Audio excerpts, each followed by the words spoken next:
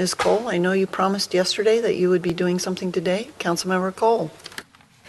Thank you, Council President. In light of the shootings the past couple of weeks, I held a Understanding, Healing, and Moving Forward community discussion on last Tuesday, July 19th. This is a series of discussions that we're having in the 4th Council District, inviting everyone to participate. What they did was express their fears and frustrations. It went a little beyond that.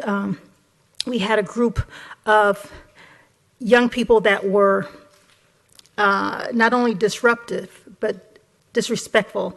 And however, that was like the second hardest thing that I've ever done in my professional career, was to allow this, but we did, because I know that there was a lot on their minds, there was a lot on their hearts. And what I also want to do is thank you, Council President Sherry Leitner, for sitting in that, through that, Council Member Gloria, Council Member Alvarez, and also Council Member Zapp. And thank you for your comments that you stood up bravely and made in support of me. So thank you. There were a lot of people that didn't know what I did, so because they weren't from the community, and that was a little frustrating. But I also want to thank the chief, because she took some hits, but she stood strong. The San Diego Black Police Officers Association President Ben Kelso, San Diego District Attorney's Office Summer Stephen, San Diego Supreme Court Judge Michael D. Washington, one of the few black judges that we have in Superior Court, Bayview Baptist Church Terry Brooks, he's the pastor there, Citizen Review Board on Police Practices, Vice Chair Doug Case, San Diego Human Relations Commission Executive Director Donnell Scarborough, and San Diego Commission on Gang Prevention and Intervention Executive Director Ricky Lassiter. So I just want to thank everyone. And again, this is a discussion that will continue. The San Diego Voice and Viewpoint held a town hall meeting also on the Thursday, July the 21st, at the St. George Stevens Senior Center, and that was about You Asked, We Heard, Let's Talk. That was a solution-based discussion that I attended. There's more. I Am My Brother's Keeper, Bridging the Gap Community and Law Enforcement Seminar on Friday, July the 29th from 9 to 1, and Saturday, July 30th from 9 to 4 at Gompers Prep Academy. I will be there. And what they brought up, one of the things that they brought up was the racial profiling issue.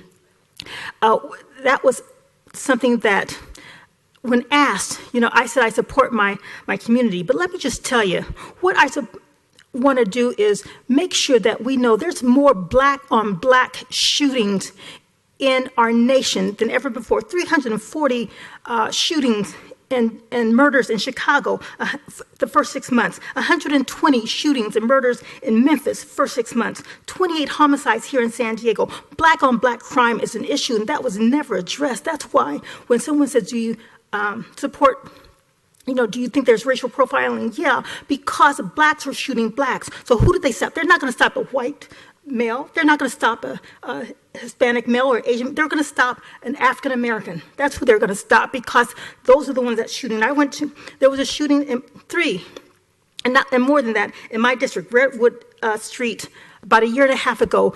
A black man went into a barber shop, shot the barber. He was a family man. I went to his vigil a month or so ago in front of my district on Euclid and Market. A black man stopped another black man and shot him in the car. So who do they go and look for? They're going to look for African Americans who look like the person that was the shooter. And so that's why, so if we can address the black on black crime in our community, I think we would be better off than saying, well, there's racial. Yeah, there is, because they're stopping blacks who shoot blacks. So let's first deal with the black on black crime. Somebody say, yeah, let's have a meeting about that, so we can try and prevent our children from getting murdered, and our black children from shooting other black children. That's what we need to stop. And then hopefully we will be addressing the racial profiling also. And again, if there's a police officer that pulls over another individual 52 times in a year or so, that's racial profiling. There's something wrong with that. We have not gone that far yet, because I'm making sure that we don't go to that point. In So the data is disappointing about the news on the 4-month delay of the San Diego racial profiling study. We need to get that out. We need to find out how many blacks are being stopped, how many browns are being stopped, how many Asians. We need to find that out. And then let's also address the black on black crime in this nation. Thank you. Thank you, Ms. Cole. Thank you especially for your work. Council President Pro Tem Emerald. Thank you very much. That's great food for thought. And we all have to be part of the solution.